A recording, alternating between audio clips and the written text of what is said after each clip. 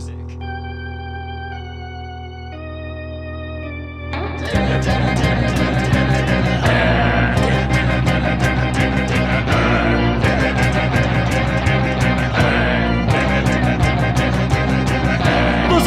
not a bat, he's a man who fights crime. And we're gonna watch him fight for a minute at a time. With John and Niall and a guest who doesn't rhyme. It's Bat Minute!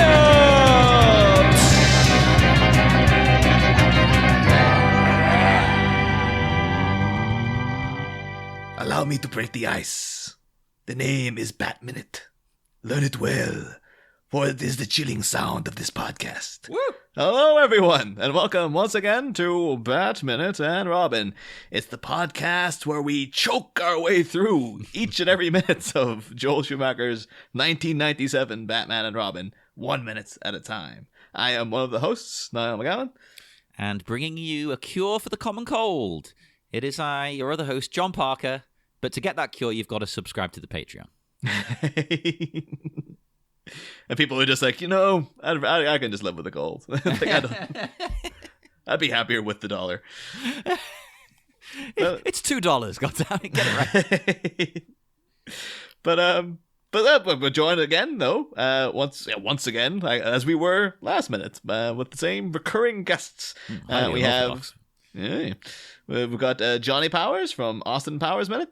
Hello, I too keep my room this cold. I'm a fan of the cold. I get what Freeze is doing. I'm on board. And all the way back from Champion City, it's Dave Pallas from 5 Minutes of Mystery. Welcome to the cold zone, baby! Oh my lord! Yes. Turn that thermometer down. We're in the cold zone. Did we leave and go to a WWE SmackDown? What happened? Yeah. Yes, it is canon. Yeah. Okay. I mean, it's appropriate for this minutes, too, actually, who ends up popping in. Oh, they're very well maybe an old wrestler today. Yeah. Although, to get things underway, we do have minute 56. The minute begins with a body been hauled into a room. The body hauling a body into the room, and ends a minute later with that same body hauling himself back into the room.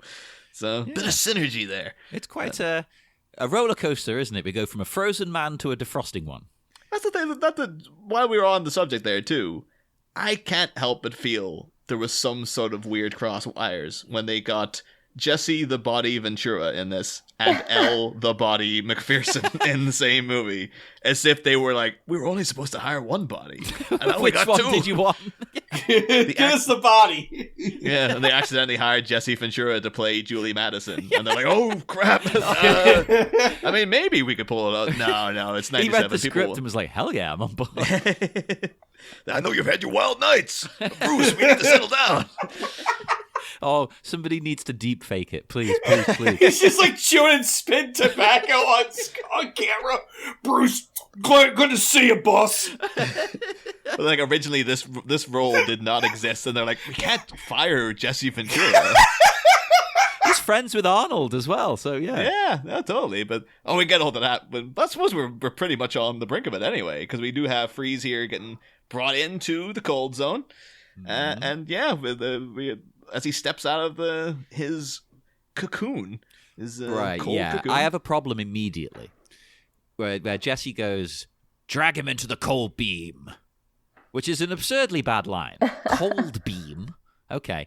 Also, this was clearly added in post. Listen to it, it's ADR'd. And I assume it's because test audiences are stupid. And they didn't understand how is he surviving outside of the suit. It's like, there's a goddamn beam, right? You can see it. Yeah. Oh, it's 100%. not in the draft script. Yeah. It doesn't say that.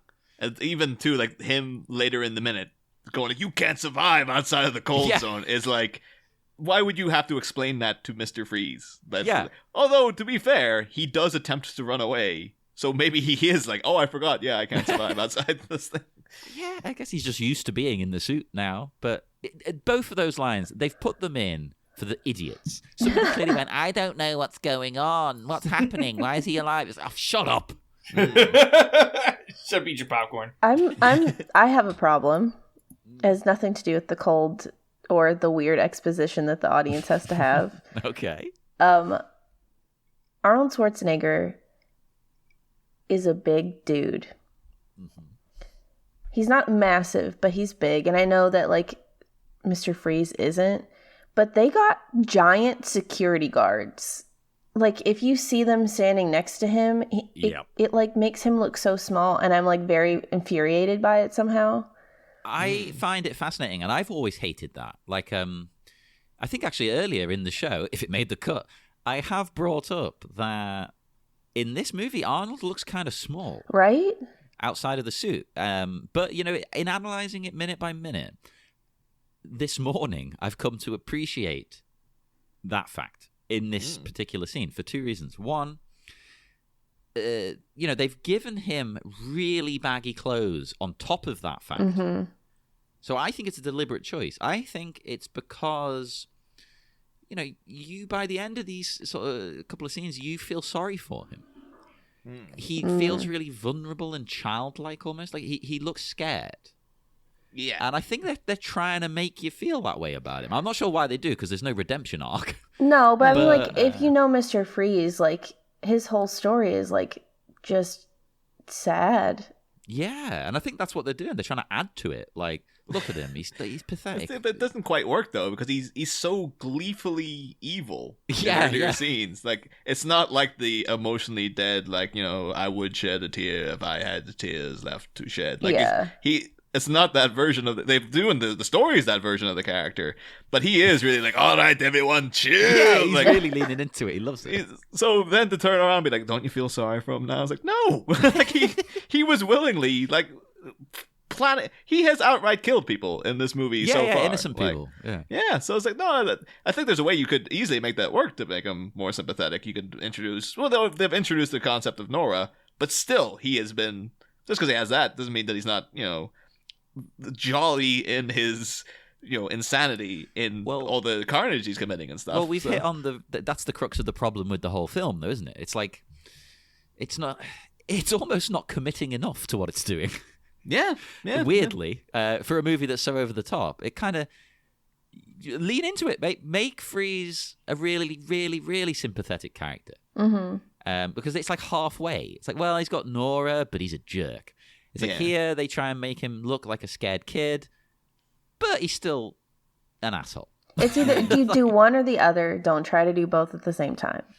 Yeah, I think they did say that it just seems like they're kind of again at cross purposes, because they had Joel Schumacher saying, "Oh, we wanted someone who looked as if he was carved out of a glacier, so we got like huge Arnold Schwarzenegger," and then. Like, I think, you know, might have even gotten to Joel Schumacher when they thought to do this, that, because obviously, if people aren't aware, one of the security guards is played by Jesse the Body Ventura, who was in Predator with Arnie and The Running Man. Yeah, they're good friends, aren't they? Oh, they were, at least, I don't know. Yeah. And, but in The Running Man, like, him and Arnie have a fight, and, like, an actual physical altercation, and apparently behind the scenes, like, Paul Michael Glaser, who directed that movie, he was like, yeah, don't show them in the same shots too often, though, because Jesse Ventura is so much bigger than Arnold Schwarzenegger, and Arnie's the star, so we have to make him look like bigger. It's exactly what they've done in the new Fast and Furious with Vin. Yes, yeah. It seems like there's scenes where he's next to Michelle Rodriguez and he's having to stand on like apple boxes. So and then stuff. they put him next to John Cena. It's like, oh god, oh no. Yeah, that's a mistake. Yeah. But so this does feel like, so we wanted him to be, we hired a guy who we hired a guy who was huge to play Mr. Freeze, and now we have to hire people who are even bigger to make him look small. It's like, why didn't you just hire a smaller guy? It's also like, why was that I guess my question to the director would literally just be like, why do you have to hire somebody who looked like he was carved from a glacier? Because that is not Mr. Freeze, like, at all. Like, it is strange, yeah. I like the decision, but why did he decide that? It could be, again, box office clout and stuff. It's yeah, like, you could have found it could have been Bane. You've brought that up. Yeah. He's never. I don't think I've seen Schumacher explain. I've seen him explain why he hired Arnie as into why this was the casting. I don't think it's got to the point where I've never seen him explain like this is specifically that we had to get Schwarzenegger for it. More than just I just wanted Arnold Schwarzenegger to be in it. I'm a big because fan. Please come be on my movie. I mean, that's all it takes, really. That's all you need. Arnold's perfect in everything. But within like I keep almost saying it because people know the 3-year-old in the house, Killian. He keeps calling Arkham Asylum Arkhamist Island. Oh, Which is now, so every time I say it, now I keep saying Arkhamist Island. but within Arkham Asylum, so this cold beam, so they had the ramshackle fridge transport thing. What is this cold beam though? How is this working? I would have liked the idea, but it's clearly not what has happened. That they arrest Freeze, but they don't know how to keep him. So in a way, Freeze has to design his own cell. That would be cool, so to speak. Yeah. Freeze going like, look, here's what you need to do to keep me alive. Here's the technology. Put that in the room. That would be quite interesting. And then he could build in an escape plan. It seems like there's easy routes out of it in just like, and you could do it in even like in other Batman movies. They would probably lean into like, well, what room's already cold? Like the morgue? So we have to keep him in the morgue or something like that. Put him in the freezer. Like, or just like the body. That would be a thing too. It's like, yeah, the walk-in freezer of like for food and stuff. It's like, yeah, so we have a big friggin' walk-in freezer. You have to shove Mr. Freeze in there, and now the asylum's going because we have to. Where do we keep the food now and stuff? But so many questions arise. Like, so they had to carve a hole in the roof, and then what's up on top of that? A freezer that's just like spewing down coldness. Well, it feels like it's a weak version of his cold beam that he uses, his ray, Yeah. So that's another reason it should be his technology. It's like, well, turn that down to 10%. It won't freeze me. It'll keep me alive.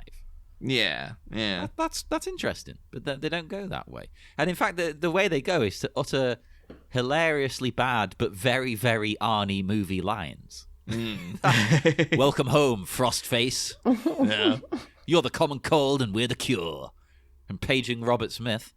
I think it's not the dialogue you'd expect from mental health professionals. No! It's very much like, we are going to be knocking the crap out of you on a regular basis. It felt a bit like Terminator 2, actually. The way, when Sarah Connor's at the mental health hospital and they just... Oh, God. One of these guys licking Arnie's face and stuff. Like, oh. His tongue will get stuck. Jesse Ventura licking Arnold Schwarzenegger's face. Oh, that'd be great. Yeah, they lick his cheek and then his tongue gets stuck like in Dumb and Dumber. Oh, that's that's a scene of them having to like yank Jesse Ventura's head off.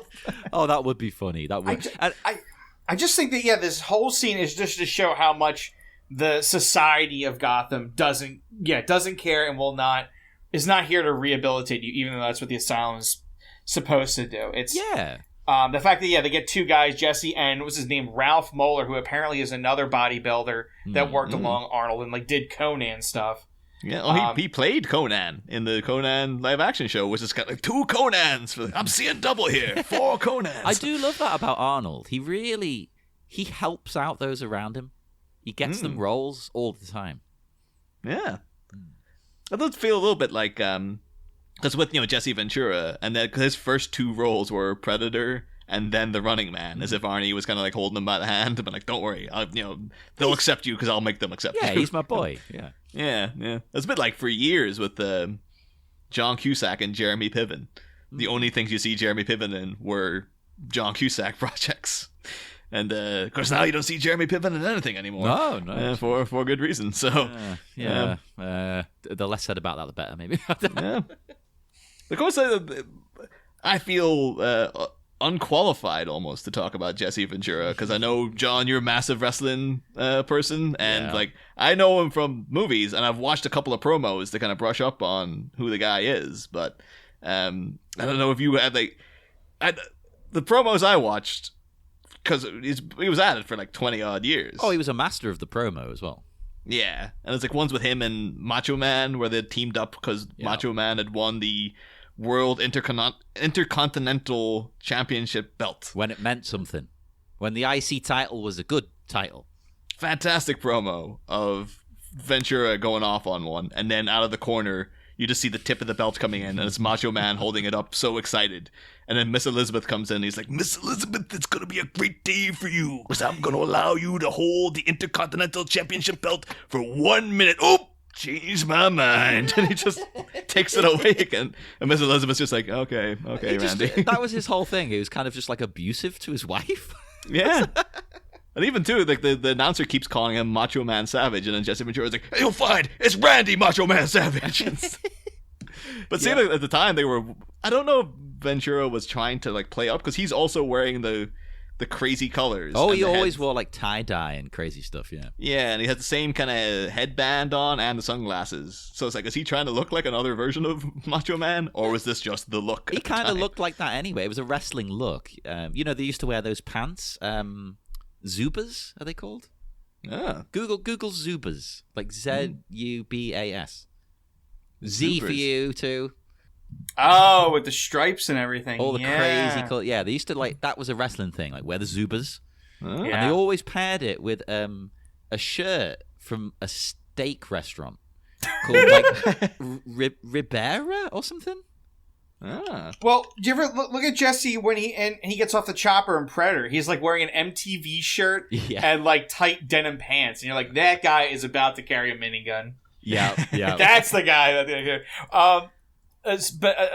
Speaking of seeing surprised by Jesse, I wanted to bring this up, and I brought it to you up earlier, so you already know what I was getting at.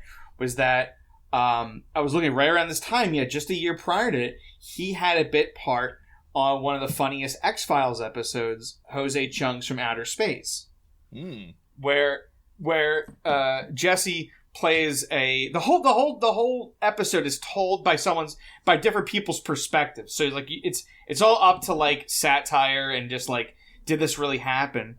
And there's several scenes where the Men in Black show up, and the Men in Black show up in a Cadillac with tinted windows, and then Jesse gets out, and he's immediately spouting like stuff that you would hear Men in Black say, like, you know, you didn't see that, you sold Jupiter, and all this stuff. And his partner, which is not revealed to near the end of the episode, is beloved game show host Niall. Oh, Alex Trebek. In the form of a question. Thank you, Niall. Exactly. Oh, who is Alex Trebek? Sorry. we don't have Jeopardy over here. It's just a thing I kind of know about from Batman Forever. Like, I'm sorry, your answer must be in the form of a question. Yeah. It's on Netflix same. now. Do you want to watch it? I don't Watch think it it's right on now, ours everybody. though. I don't think it's on ours anymore. It was for a bit. I think they did have like the best of Jeopardy. Like, yeah, it's weird. Like, I think it was on here, but like, it was hard to get. It was like, you know, the weird hours, like 7 a.m. on a Tuesday. Yeah. And yeah, I only know Alex Trebek from that sketch where it's like the penis mightier. Oh, the SNL stuff. Yeah. It was like the best thing SNL have ever done, because you know me and Niall aren't the biggest fans. Oh, also just The Simpsons as well, where it's like Marge goes on Jeopardy and loses. Oh, It's yeah. like, you know, she's like minus $5,000 or something. It's just like, well, you owe us $5,000, Marge. Didn't some guy, as of recording a few days ago, get like the lowest score ever? Ooh. Oh. It was like minus like $7,000 or so. And people were What? joking about that, like, oh, he's got to pay up. God. They only double everything. But yeah, I did actually watch that. Yeah, that X-Files. Dave was like, well, That's a great one. It's handily available now, and it was so strange though, because one of Jesse Ventura's big weird things to me is that he's got like what I said to John in the green room prior, Hulk Hogan hair. Yeah. But his is like way worse. It's got 'cause even Hulk Hogan- worse over the years as well. Yeah. Yeah, it's full blown bald at the top. He looks like the guy in I Think You Should Leave, like the, you know, no space for mother-in-law. Like he does actually. He looks like a wizened old version of Jesse Ventura, like completely dome top, long, straggly, greasy hair at the sides, and like doesn't matter how impressive your body is, that is going to put people off you because it just doesn't look good, man. Like as a person who's gone bald myself, it's like just get rid of all of it. The best thing you can do is to just shave it. You Yeah. look younger.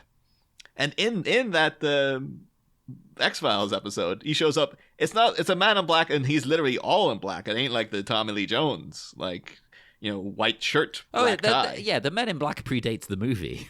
Oh yeah, but it goes way back to like the Solway Firth stuff in the 70s and all that kind of thing. But it's like he's literally like in, he's got black shirt, black tie, black everything, and a black fedora, but he's got the greasy hair coming out the back. And it's like, no Men in Black agent, no matter what iteration, is gonna have that mane. Jesse, I disagree, right? I disagree because there's different interpretations of the Men in Black, who apparently, if listeners aren't fully aware, it's not quite like the movie. You have a sighting of a UFO or something, and these mysterious people come to quiz you on it and to kind of dissuade you from speaking about it. But some people think they're government agents. But some interpretations of the Men in Black, they are aliens who are coming to distract you almost. So, and there's always something a little bit off about them. So that could be what it is, Niall. Like, he looks the part, but the hair, you're like, well, there's something weird about the hair. Look up Men in Black Niagara Falls Hotel camera. And you'll see two men are put there. It's footage of apparently two Men in Black coming in, and they are large. They walk like the Goombas in the Super Mario Brothers movie, and you can't see because it's a security camera footage. It's like, and they still have their hats, but they definitely they look like odd shaped people. Something off about them. Something not right. Yeah. Yeah, I do know. Yeah, like again, the Solway Firth thing that was in England back in the day. Yeah. And they just had a whole thing like, the people quizzed by the Men in Black, it's like their faces looked as if it wasn't real skin. Like, it looked as if they were, like, they had rubber heads. I love that interpretation of them, that they're just like weird aliens who are trying to look human. That's cool to me. I love that. Although but even then, they might have been like, we're not going to have the dome head with the greasy hair at the side. It looks terrible. Well, it ties into Jesse Ventura's whole thing, though, because, he's a politician and stuff. Yeah. But he's also another governor himself too. Like we would be remiss if we didn't say, of course, Arnie went to government office. Jesse Ventura. I don't know if Arnie put in a good word for him or whatever, but Jesse went for it. But his politics, he's a bit controversial because he's kind of all over the place with his ideas, and he's very into conspiracies. Yeah. And a lot of his tweets are about conspiracies and things. And, he got into a bit of hot water in, like, the 2000s, like late 2000s, I think it was. Because he started going on about the World Trade Center. He's like, it was a controlled explosion.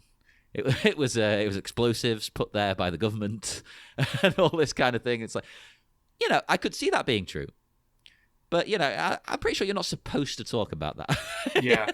Even though, sadly, that a year prior to 9/11 was a plot point in the X-Files spin-off Lone Gunman, where the government purposely had, I think it was a dirty bomb that took out the World Trade Centers in New York that causes a war in the Middle East for oil. And you're like, it's exact. What? And you're like, oh God, you hate to say it, like, Hi, this aired in 2000 on a short-lived. I just want to say, like, that is a TV show as uncomfortably close as it is to the real thing. That's why it was canceled. Got to get it off the air so people aren't talking about it anymore. And then you can enact your plant explosion. They handled a couple conspiracies. They did the one about, like, the electric or, like, the water-powered car and stuff. Yeah. That little short-lived show did a few things.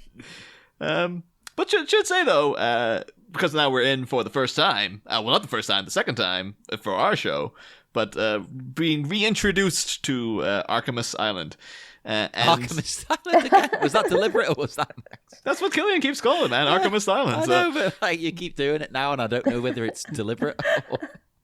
But I think we did mention way back in those closing minutes of Batman Forever, but just to refresh, Arkham Asylum was invented in 1974 by Denny O'Neil, which is weird considering that's like 34 years of Batman comics where they didn't have Arkham Asylum. It's like, that's like, holy crap.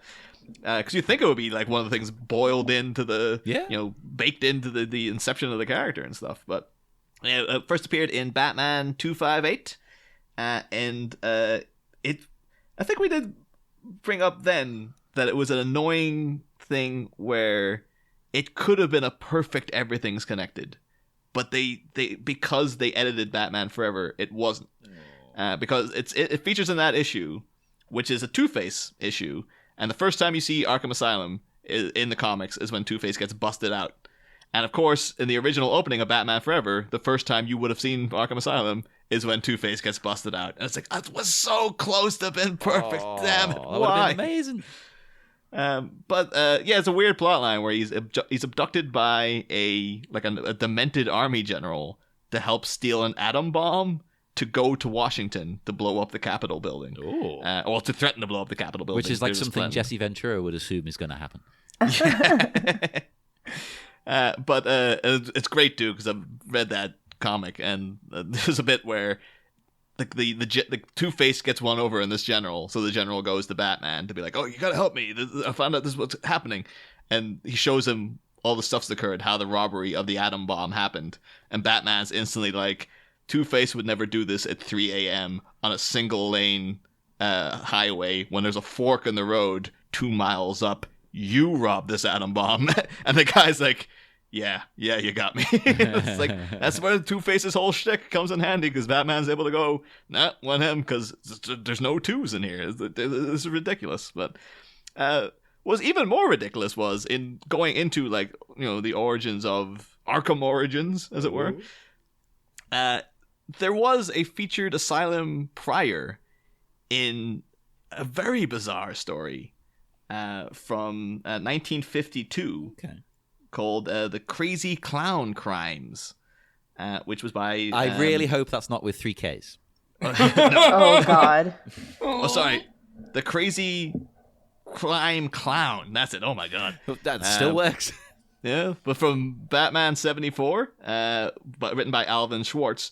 And in that storyline, the Joker fakes being insane to get sent to, they just call it like Gotham's Institute for the Criminally Insane. But wait, what do you mean he fakes it? Because I guess it's back in like the 50s. There's 1952. At this point, the Joker was just a criminal who would go to like a normal jail. I still can't like imagine him ever as like a normal criminal. My brain is not equipped to do that. Yeah. So what he does in it is that he does a bunch of crimes that are like really overtly crazy, like steals things of no value, like 100 mud pies. I could see him doing that, actually, like, because he is crazy, but if he does something like that and plays up to the stereotype of a crazy person, he could be doing it to mess with people, because his crazy is on like a different level. Yeah, this is the same character who would go on to like, make fish look like him so he could put a patent on fish because they have his image and stuff like that. But like, so yeah, what he does is that he fakes, robs a treasure trove of chocolate coins and gets sent to an asylum. Batman figures out this ain't right. And it turns out in there, the Joker's actually trying to get to a guy who has a secret fortune because he embezzled a load of stuff. And the story gets weird because Batman goes undercover as someone called Minos the Mind Reader, where he just puts on a turban. And he's like, yes, I am Minos the Mind Reader. Put me into the asylum with him. Him and Joker meet up and become best buds. And Minos then reads the guy, the embezzler's mind, quote unquote. And he's like, Joker, this is where that money's hidden. And Joker's like, oh, great, we'll break out tonight and go there. Then the Joker is like, actually, I know that you're faking, because he already told me where the money is and it's in a different spot. So he knocks out Minos, the mind reader. And as he's tying him up, he's like, this is Batman. He's got the Batman outfit on underneath. Now, meanwhile, elsewhere in the asylum, there's another crazy guy who just believes that he is Batman. So he's just going around saying, yeah, I'm Batman, to everybody. Later on, the Joker's breaking out this window, leaving Minos to drown in a rubber room that's filling up with water. And as he's going down the chute, someone says, like, hey, Batman, good thing you're here. Joker's just escaped. And he's like, oh, crap. I'm going to go back up into the room and find another escape route. As he gets up there, Batman has taken off all the Minos, the Mind Meter stuff. And he's just Bruce Wayne. So the Joker comes in and is like, I left Batman here, but you're Bruce Wayne. How does that work? And he gets really confused. And then he's like, wait a minute. Actually, I figured it out. You were pretending to be Minos the Mind Reader, but you were actually Batman, and you're actually Bruce Wayne. Bruce Wayne is Batman. And then a guy dressed as Batman bursts into the room to save the day, and the Joker's just like, what the is going on? And so he is then essentially deemed to be insane because he's just so confused. He has no idea what's happening. And so then they keep him in the asylum. But the issue ends with him going like, Yeah, so apparently the Joker got over his temporary insanity by telling them where the money was. This guy's embezzled money. And so they've transferred him to the state prison. And you're like, yeah, that's all well and good. The Joker's whole shtick these days is that he's completely crazy. Mm-hmm. Like, that's a fundamental core thing of the character. Well, it's not even just crazy. It's like completely psychotic. Yeah.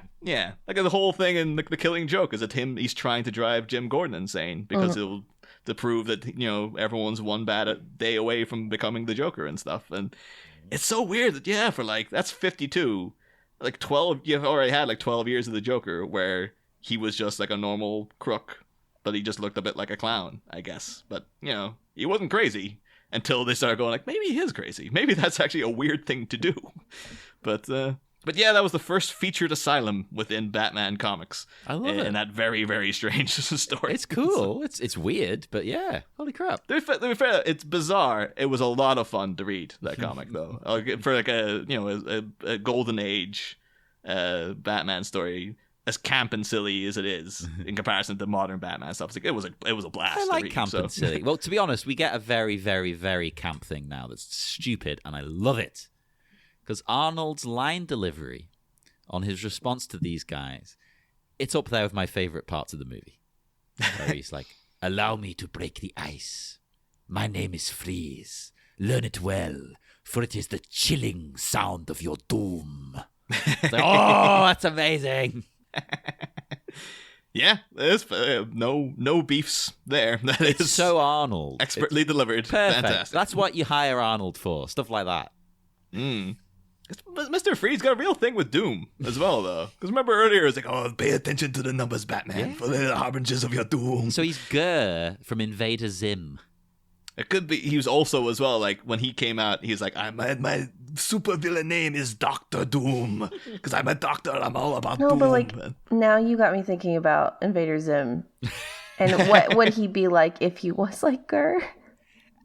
Why not? Why not? You could put Arnold in Invader Zim and put Gurr in this. I'm in. Or live action Invader Zim movie. He's not doing anything. Like, why not cast him? Oh my god, yes, yeah. Bring this I'm energy all to it. for more Invader Zim content, please. Always. I do like the idea, though, that he was like, I'm from this day forward, I am Doctor Doom. And then they're like, there already is a Doctor Doom. It's like, God damn it. Well, then my name is Captain Cold. Like, there already is a Captain Cold. I mean, my actual Mr. Freeze. And they're like, oh, perfect. It's like, but that's my actual name is Mr. Freeze. I will change the spelling. That'll be cool. No one would ever suspect that someone would alter the spelling of their name. I love it.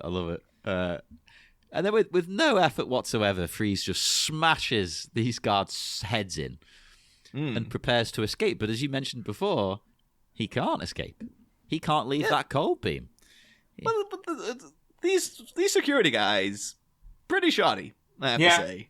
Like, well, I think it's weren't because prepped. they know he can't actually get away, so they don't care. They're like, whatever.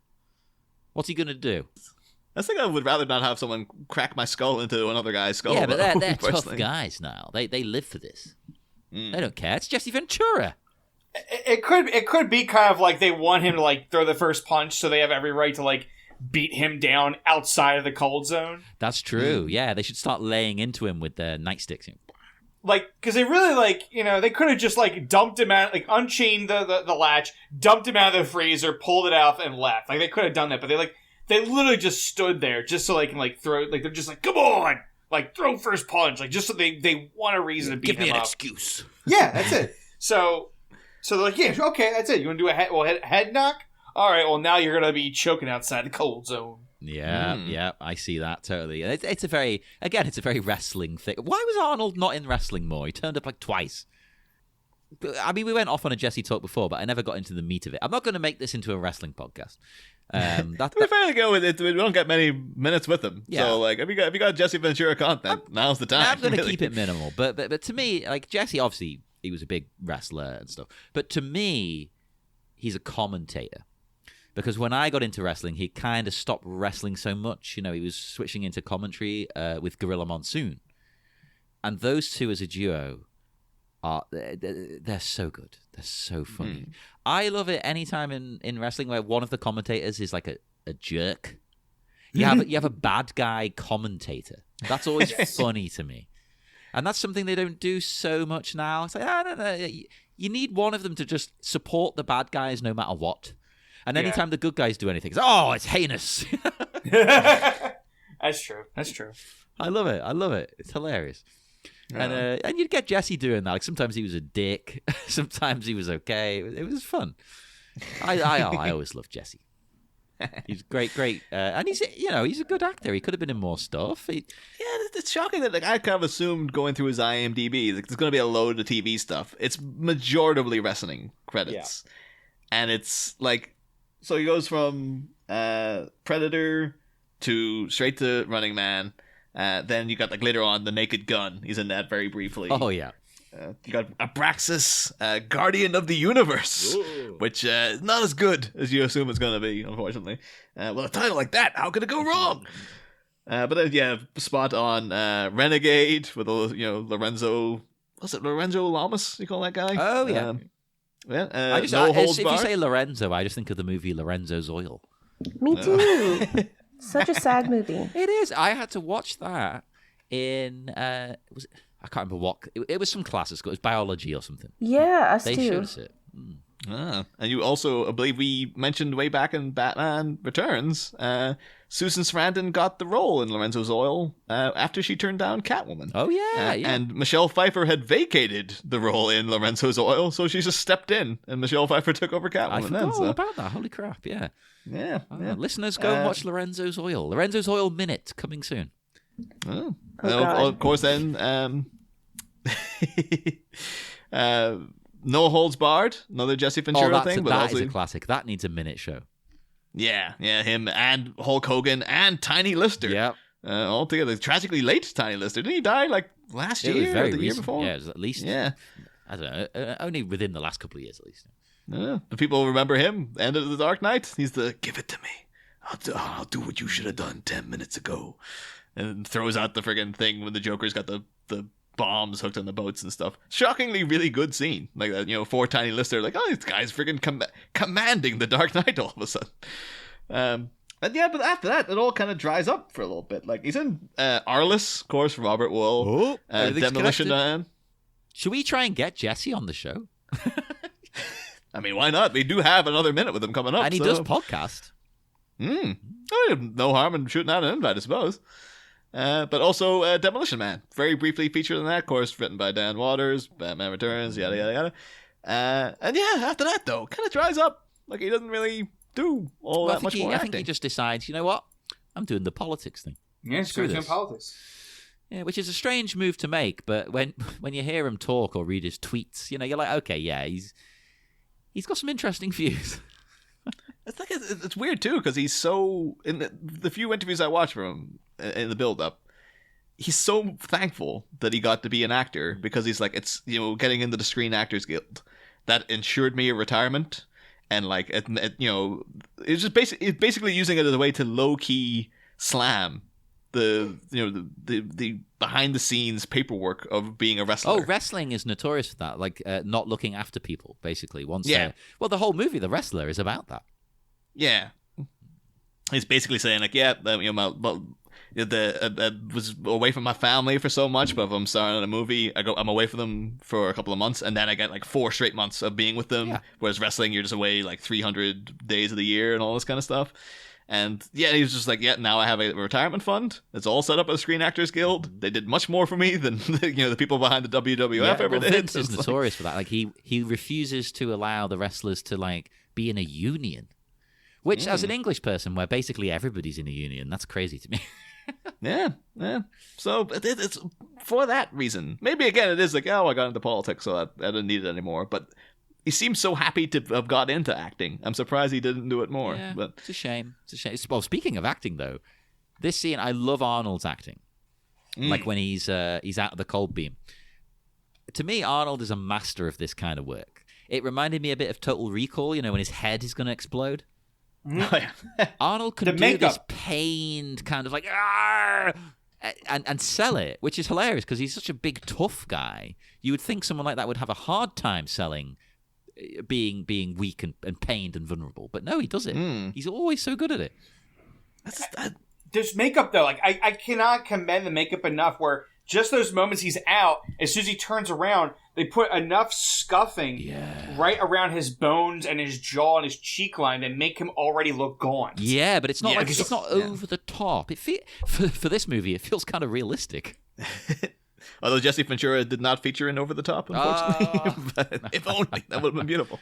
And it's whatever they do to his eyes. Like, you could go extreme and make them bulge out like Total Recall, but they don't go that far. They're like, let's make it look kind of real, like he's dying. He almost has like penguin mouth too. It looks like inside his mouth's all black and stuff. So it's like, they really want the. It's so surprising that he's just like, I'm gonna make a run for it. Like, why would you try? Because surely he must know that this isn't gonna work. Maybe he did just forget. Like, he's been in that suit so long, he almost forgets that he's got a condition. He's like, I'm fine. You know? Very dainty run for Arnie. Like, it kind of looks like I would have expected him, to be like, I need to look like an athlete and he'd have the proper stance and stuff. He runs but it's like a real like. It looks like he runs like Frasier, like the hands by the side, kind of. Oh, I feel for him. I really do. Like he's trying to claw his way back to the cold zone, and the guards just get up and they mock our poor little boo boo. Oh, I'm intrigued though. What do you guys think is happening though in terms of the physics of his condition here? Because it seems like he is literally like he can't breathe. Yeah, I think he needs. I think he can't breathe. It's like choking almost. Yeah, so what's happening there? Is it just that like it's the difference in temperature is constricting the cells in his lungs, so they're tightening up, and that's what's choking him to go from extreme cold to like normal temperatures or something? Yeah, what if his like internal organs they need like cold blasted Freon now to work? Because of the chemical vat that he fell in. Yeah, I mean, there's a bit in the Arkham City game.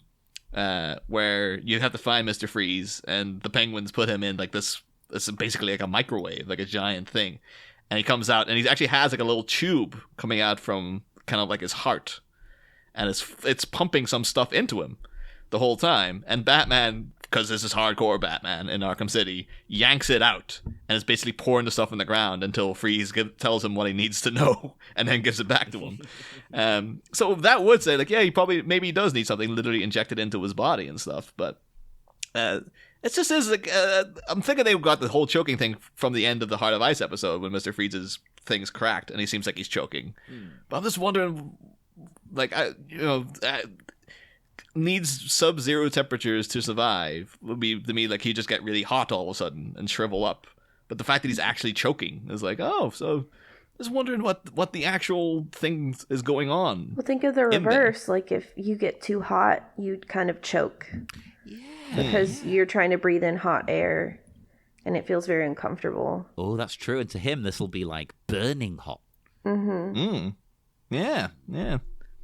This was because we did see too that like when Poison Ivy sprayed the pheromone on him, they turned blue as if the air within his vicinity with the suit on cools down until it goes into him. So yeah, maybe it just can't handle hot air. Well, not hot air, normal air. But to him it's hot. Yeah, it's all relative, isn't it? It's something. It must have something to do with his bloodstream. Why he says that whole thing about like makes a man's heart warm or something like that. Oh, it's designed to heat a man's blood. That's it. Doesn't work at the cold-hearted. My favorite moment of the whole movie is that. It is a great moment. They do miss a trick though, in that they could have had a return to the Total Recall, the eyes popping out of his head instead. They're still gonna sell this to kids, at the end of the day, McDonald's still wants their Happy Meals. That's true. Maybe he pitched it and they're like, no, Arnold, we can't do that. No. Yeah. they get a squeezable Mr. Freeze action figure with I his eyes bulges. That. Yeah. That'd have been the best toy ever. Hey kids, here's a choking Mr. Freeze. Choke him with your own hands. See his eyes bulge. That's going to introduce some weird things to people's lives. Hey, toys are to blame for a lot of stuff. That's very true. Parents buying that, like, this better not awaken something in my kids. Right, it's like, weird childhood trauma. Here's a new kink for you, Sam. I think pretty much, every kink can be traced back to some kind of childhood toy. I firmly believe that. Like those dolls that wet themselves, you know. The Tammy Craps doll? Yeah, of course. Hope you're over 60 pounds, though, John. With your hands up. What's the name of the cigars they smoke in that sketch? The Oh, Macanudos. Yeah, that's it. Nice Which I was thrilled to find as an actual brand of cigar, it's too. real. So that's all, you know. After the end of this episode, we're all going to smoke a nice Macanudo. Arnold would approve. The draft here as well has a longer line than we get in the finished product. And I think the longer version is terrible. And it ruins it, as usual with this draft. Because, you know, he goes, look at him stew. In the draft, it's like, look at him stew. How do you like your bad guy? Medium or well done? What? He's not on fire. But that does allude to the him feeling the air is hot. I don't mind that as dialogue. I think that's like, yeah, fair It enough, doesn't you know? need it though. He's not in flames. I think I would have cut "Look at him stew." It's a terrible in favor line. of. But him saying "Look at him stew" now just make any mention of the word stew. I just think of Carl Weathers in Arrested Development. Maybe has to go. Yeah. So him like Dylan from Predator bursting in for yet another. Oh, reunion. get him in, yeah. It's like, we got a stew going. Yeah. Did somebody say stew? I thought Carl Weathers just adds this part. Like, hey man, Ventura, you could have just had a Predator 3-way going on here. But a Predator 3-way. Don't Google that, people. I was talking about the Keaton Batmans, and someone they forgot and they misspoke and they said Carl Weathers instead of Billy D. Williams. Oh, but that would have been good. And in the back of my head, I was like, "Oh, that could still work." Yeah. I was just like, totally. "Oh, that works real good." I was just like, but for some reason, he had the coat on, but he had his arms were completely visible and buff. Yeah. We got hot dogs for these parades. Amazing. I love it. I think if it had been that though, because that bit in Rocky 4 where he's wearing like the American outfit with a big top hat, you could have people would have been photoshopping that for days with Two-Face in the top hat at the circus in Batman Forever and stuff. I believe in Harvey Dent. Yeah. Tragic. Oh, that would have been good. But yeah, so we do have look at him stew, and he's hauling himself back up to the bed. No, I can't tell. I'm assuming he doesn't have a blanket, because why would he? Why would you give that to him? Yeah, like, does Mr. Freeze need a blanket? No, of course he doesn't. So, yep. No, he doesn't. No, he needs to be as cool as possible. But yeah, I think I've noted out for this minute. Does anyone else have any notes they want to bring up about minute 56 in particular? I could go on for 5 hours about Jesse Ventura and wrestling, but I'm not going to do that to you. No, at that point, you got to start bringing in your wrestling podcast pros, like discuss that. But yes, we will head off now into the dark night. So do join us again on Friday, where we will wrap up this exciting week of Bat Minute and Robin. Next time, a stalactite spot. Our incarcerated icicle proves he has no chill as he retorts to taunts with a vague threat to kill. But while he adjusts to the Arctic abode of a cold man with convictions, which hothouse flower is poised to prompt particularly epic eviction? There's a dormitory discovery on Friday, Batmites. Same Bat Pod, different Bat Minute. We'll be back.